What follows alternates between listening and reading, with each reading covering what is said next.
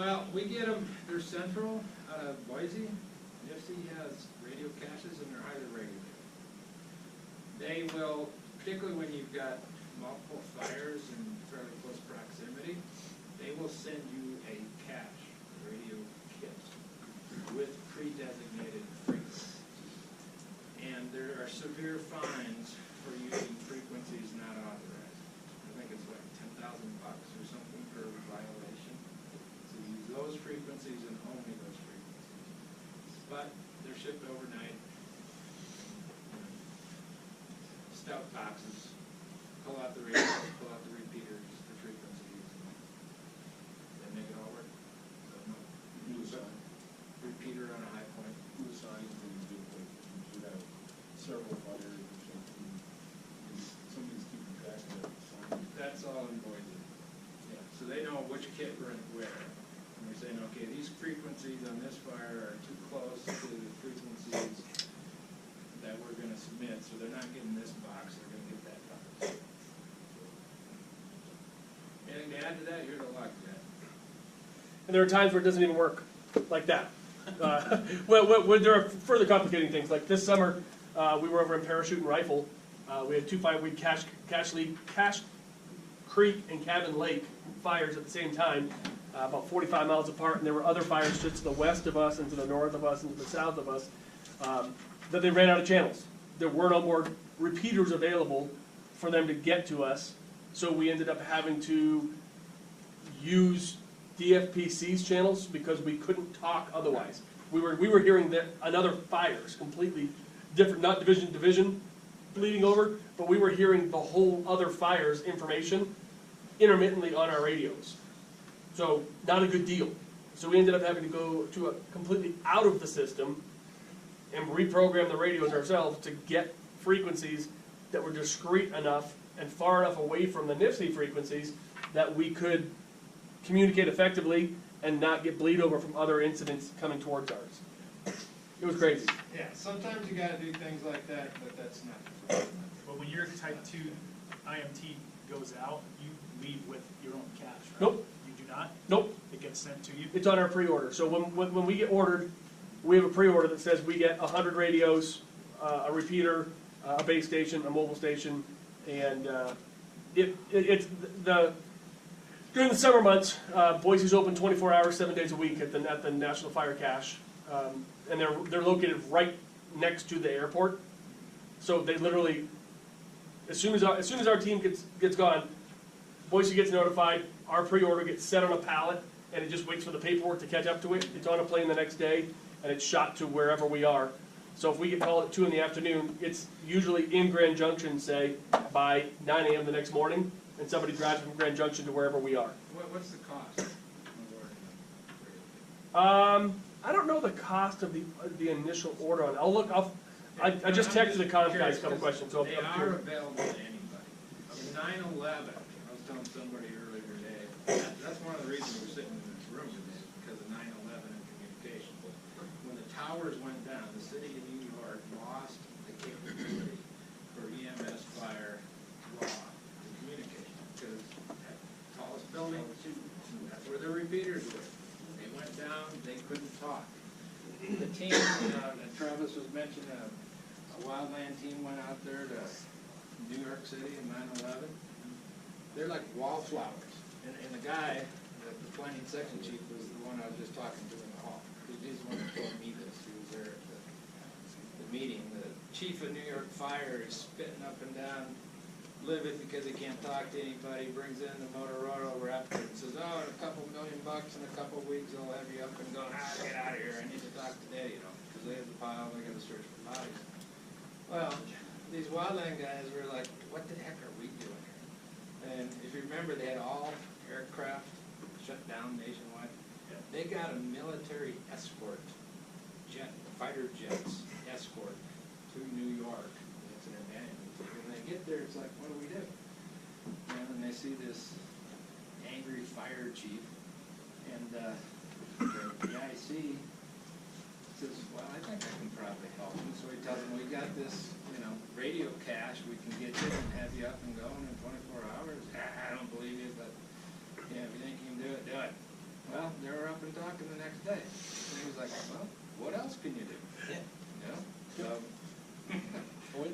yeah, now here we are. That being said, 9/11 was the start of interoperability with radios, right? Yep. With going to 800, so why hasn't wildland fire caught up to that and changed radio systems with more? Because 800 radios. megahertz sucking them out. 800 radios don't work well. True, true, that's it, repeaters though. need that part. Right? You can, but there's very little, you can't you can't hand reprogram 800 radios. Sure you can. I do it all the time. Well, in 800 our world, megahertz? with the Nipsey Cash radios, all I need is a pocket knife and a frequency. Snap them just like we did with the Kings. The BKs. 800 megahertz, What- yeah, you what get radios? the contact with the little software No. on the computer. Yeah. What do we have, 2,000, With the 25? key codes? You cannot. You know those are used. You cannot reprogram 800 megahertz frequencies on the handhelds. But even if you can get them programmed in mountainous terrain, they're useless. They don't go around mountains, there's not enough repeaters, you know.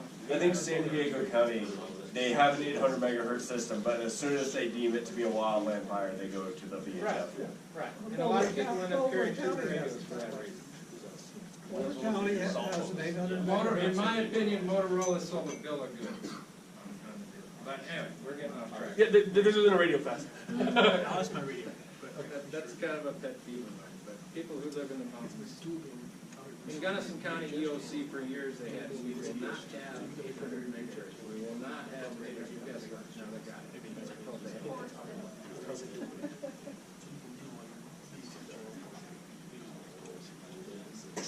Okay, so we'll flip through this, we've already talked about it, I think you got it. There's division alpha, there's the leader's name, contact number, they're using the phone number there.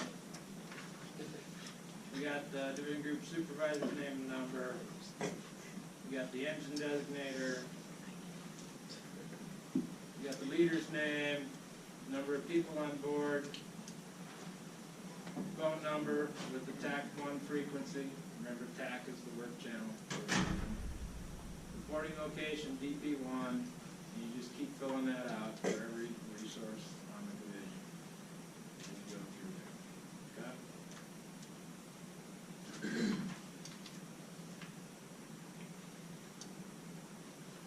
See how that works?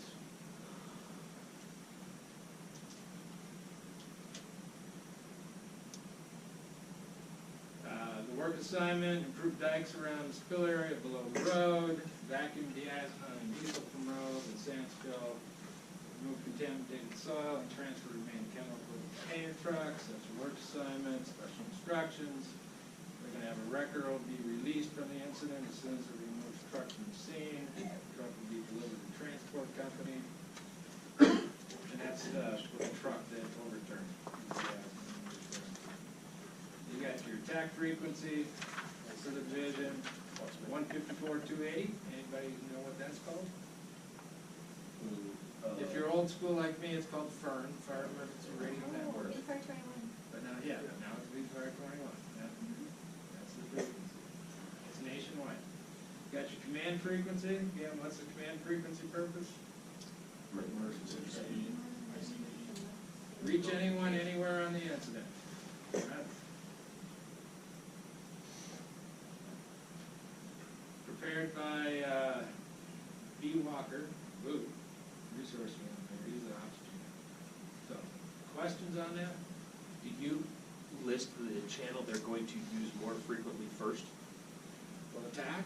Yeah. Attack's the, yeah. Yeah, so you always, when you go, so I'm looking down, I'm the guy that got my 204, to make it easier for the field person, you just list their first. That's the one they're gonna use most of the time.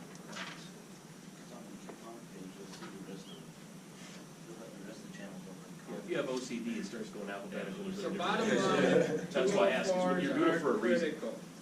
Spend time getting a good, accurate 204, and it starts with your 215, right?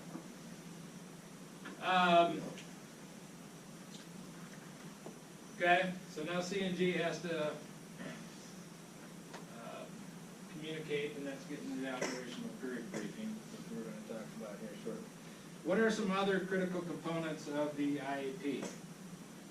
be on the 204. We spent a lot of time on the 204, but what else is in there that you need to pay attention to? 206, And what's 206? med plan, Med plan, okay? Who prepares the med plan?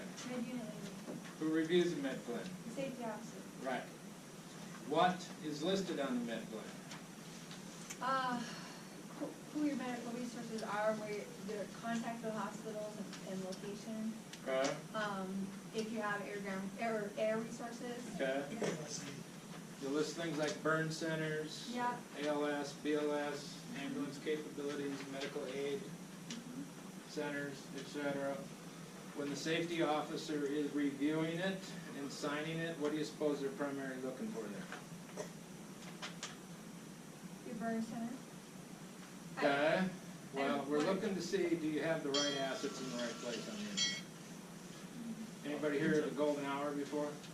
Mhm.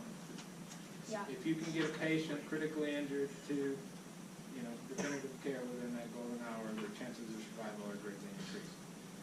So, when I'm reviewing a medical plan, that's what I'm asking. Do we have the parts in place to make that happen? And if the answer is no, you ain't gonna put people there. Not until we get more medevac helicopter landing zones, or we get more ambulances, or we get more medical personnel, or we get a RIM, rapid extraction module, we're starting to use more and more of that. Or a hoist helicopter, whatever it takes to get your patient from the bad, nasty, remote location to definitive care.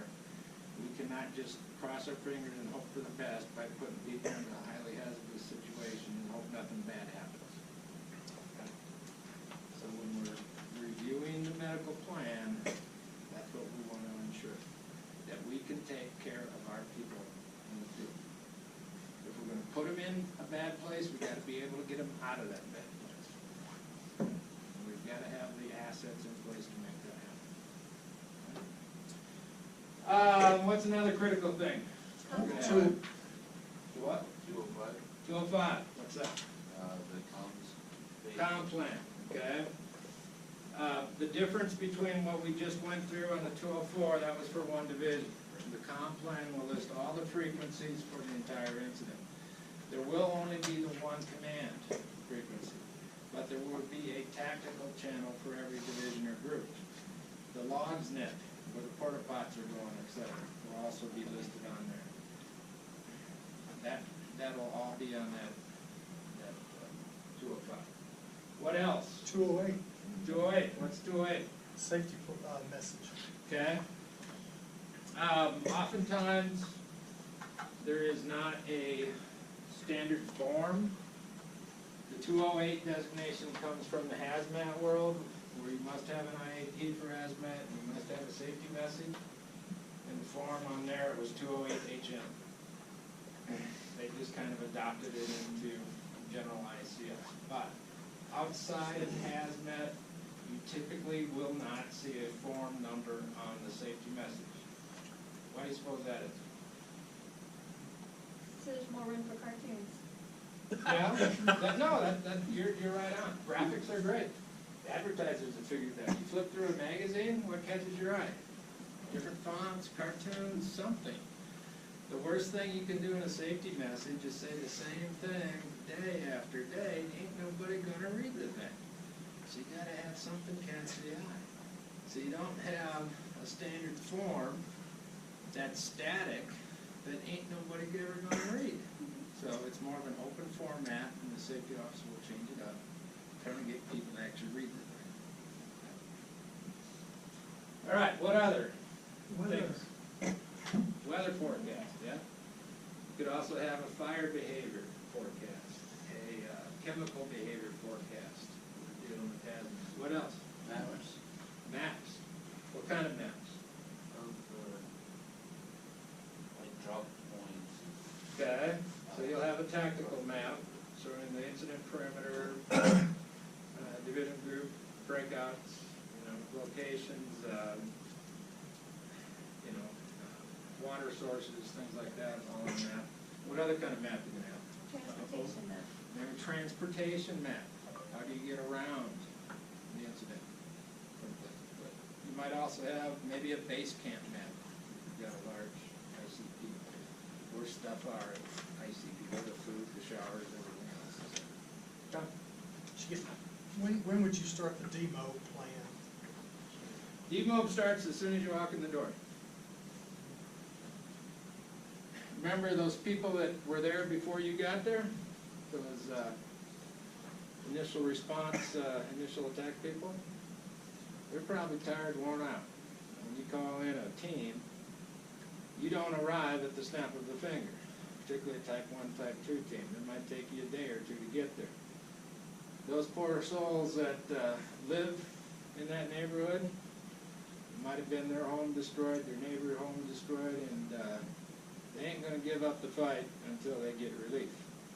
Oftentimes you walk in the door and they're walking zombies. They're bouncing off the doors, they're a danger to themselves and others at that point. Another cup of coffee just ain't cutting it. You need to get them some rest. Demob starts as soon as you walk in the door. You need to have a demob plan in your hip pocket as a plan to facilitate that. Okay. What other things can be in the IP? 9-line. Yeah, there is no 9-line anymore. Sorry, 8-line. It was revised, it's the 8-line, medical incident report. Oh, by the way, did all of you get the new purple IRPGs this year? Yeah. It was revised in April. How many did not get a purple one? Okay. How many don't know what an IRPG is? Yeah. Raise your hand if you do not know what she's holding in her hand, Maggie there, and you do not have a purple one. How many? 1, 2, 3, 4, 5, 6, 7, 8, 9, 10, 11, 12, 13, 14, 15, 16, 17. Okay, I got that many in my truck. I'll bring it tomorrow. What is it?